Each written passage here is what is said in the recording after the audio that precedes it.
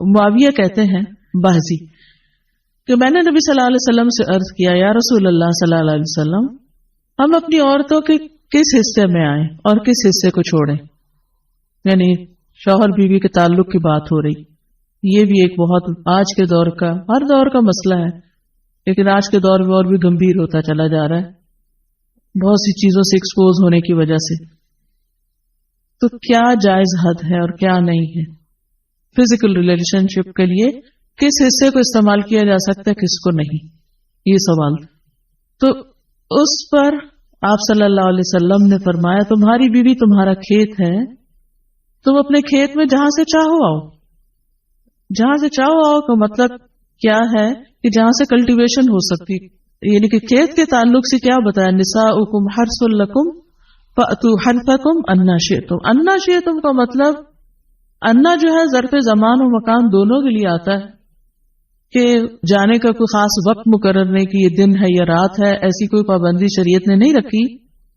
اور اسی طرح جب کھیت کہہ کے بیوی کو بتایا گیا تو اس میں اس کی یعنی کہ اس کی قدر و قیمت اور اس کی حفاظت اور اس کی سرسبزی اور خوشحالی اور وہ ساری چیزیں اپنی جگہ ہیں.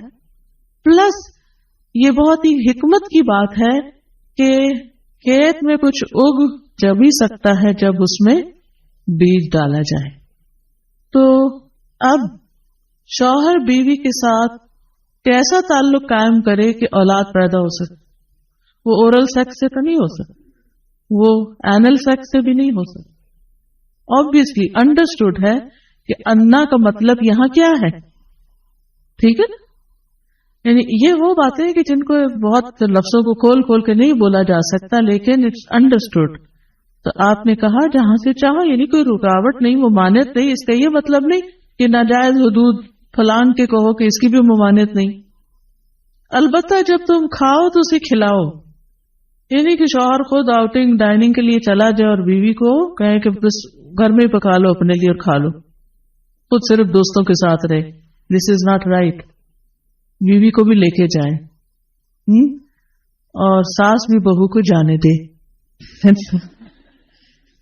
جب تم کھاؤ تو اسے بھی کھلاؤ جب پہناؤ تو اسے بھی پہناؤ کا مطلب یہ ہے کہ عید آئی ہے اپنے لیے سوٹ لے رہے ہو تو بیوی کو بھی کچھ لے کے دو. یہ ہے ایکوالٹی ایک طرح سے.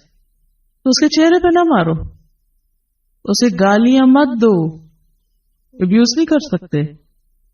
اور اسے قطع تعلقی اگر کرو یعنی ویسے تو نہ کرو لیکن اگر کرو تو گھر کی حد تک رکھو. کک آؤٹ نہیں کرو گھر سے باہر نہیں پھینکو گھر سے نہیں نکالو. کیونکہ بادشاہ اور کہتے ہیں نا فون پہ کہہ دیتے ہیں گھر چلی جاؤ ماں باپ کے میں تب گھر میں داخل ہوں گا آؤں گا ہی نہیں. یہ غلط ہے ایسے نہیں کرنا چاہیے. اور یہ کیسے مناسب یہ کیسے ہو سکتا ہے کہ تم اس کے ساتھ یہ سلوک کرو جبکہ تم ایک دوسرے کے پاس حلال طریقے سے آتے ہو. یعنی تمہارا ایک جائز تعلق ہے اور پھر تم اس تعلق کو اس طرح خراب کرو. تو بیوی کو مارنے سے متعلق جو قرآن اور حدیث کی روشنی میں جو حکم ہے وہ سامنے. پھر اسی طرح غلام کو مارنے کی ممانعت نوکر کو غلام کو اس کو بھی نہیں مارنا چاہیے. ابو مسعود بدری سے روایت ہے کہ میں اپنے غلام کو کوڑے کے ساتھ مار رہا تھا کہ میں نے اپنے پیچھے سے آواز سنی اے ابو مسعود جان لو اور میں غصے کی وجہ سے آواز سمجھ نہ سکا یعنی ایسے مار رہا تھا کہ مجھے نہیں سمجھ آئے گی کس نے پکارا مجھے. جب وہ میرے قریب ہوئے تو وہ رسول اللہ صلی اللہ علیہ وسلم تھے اور آپ فرما رہے تھے جان لو ابو مسعود جان لو ابو مسعود. کہتے ہیں میں نے اپنے ہاتھ سے کوڑا پھینک دیا تو آپ نے فرمایا جان لو ابو مسعود یعنی آپ بار بار فرما رہے تھے اللہ تم پر زیادہ قدرت رکھتا ہے تمہاری اس غلام پر قدرت سے یعنی جتنا تم اس غلام پہ قدرت رکھتے ہو اللہ اس سے زیادہ تم پہ قدرت رکھتا ہے یعنی تمہیں مارے گا. کہتے ہیں کہ میں نے عرض کیا اللہ کے رسول صلی اللہ علیہ وسلم میں اس کے بعد کبھی غلام کو نہیں ماروں گا. اور بعض روایت میں آتا ہے کہ انہوں نے آزاد کر دیا. ابو عمر زازان سے روایت ہے کہتے ہیں کہ ہم لوگ ابن عمر کے پاس تھے انہوں نے اپنے غلام کو بلایا جسے انہوں نے مارا تھا. انہوں نے اس کی پیٹھ کھول کر دیکھی کہا کیا تمہیں تکلیف ہو رہی ہے اس نے کہا نہیں. اس کے بعد ابن عمر نے غلام کو آزاد کر دیا اور ایک تنکا زمین سے اٹھایا اور کہا کہ مجھے اس کا اتنا بھی اجر نہیں ملے گا جتنا اس تنکے کا وزن ہے۔ میں نے کہا ابو عبد الرحمن آپ ایسے کیوں کہہ رہے ہیں؟ انہوں نے کہا کہ میں نے رسول اللہ صلی اللہ علیہ وسلم کو فرماتے ہوئے سنا، جو شخص اپنے غلام کو بے قصور یعنی حد شرعی کے علاوہ مارے یا اس کے چہرے پہ تمانچہ مارے تو اس کا کفارہ ہی کہ اسے آزاد کر دی، کفارہ ہے، اس آزادی کا ثواب کوئی نہیں تن کے برابر بھی۔ یعنی بعض اوقات تم سمجھتے ہیں بڑی نیکی کی لیکن اس میں تو چھوٹ بھی جائے تو وہ بھی بہت بڑی بات۔ صحابہ کرام جو تھے وہ خاص طور پر اس سے محتاط رہتے اور غلاموں سے درگزر کرتے تھے۔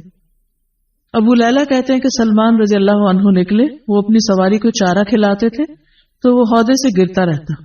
ہودہ کیا کہتے ہیں؟ وہ چیز محمل باسکٹ کہہ لیں جس میں اس کا چارہ رکھ کے دیا جاتا۔ اس پر انہوں نے اپنے خادم سے کہا اگر مجھے قصاص کا خوف نہ ہوتا تو میں تمہاری پٹائی کرتا کہ تم نے ایسی چیز کیوں جانور کے آگے رکھی۔ تو مطلب یہ کہ اگر میں تمہیں ماروں گا تو مجھے بھی مار پڑے گی، اس لیے میں تمہیں مار نہیں رہا، ورنہ جو حرکت تم نے کی ہے اس میں تمہیں مار پڑنی چاہیے۔ نماز پڑھنے والے غلام کو نہ مارنا۔ ابو امامہ سے روایت ہے کہ رسول اللہ صلی اللہ علیہ وسلم خیبر سے واپس آئے تو آپ کے پاس 2 غلام تھے۔ حضرت علی رضی اللہ عنہ نے کہا اے اللہ کے رسول صلی اللہ علیہ وسلم ہمیں بھی ایک غلام دے دیں۔ آپ نے فرمایا جو چاہتے ہو لے لو۔ انہوں نے کہا آپ میرے لیے پسند کریں۔ اس سے انداز ہوتا ہے نا کہ ریلیشن شپ داماد اور سسر کا کیسا۔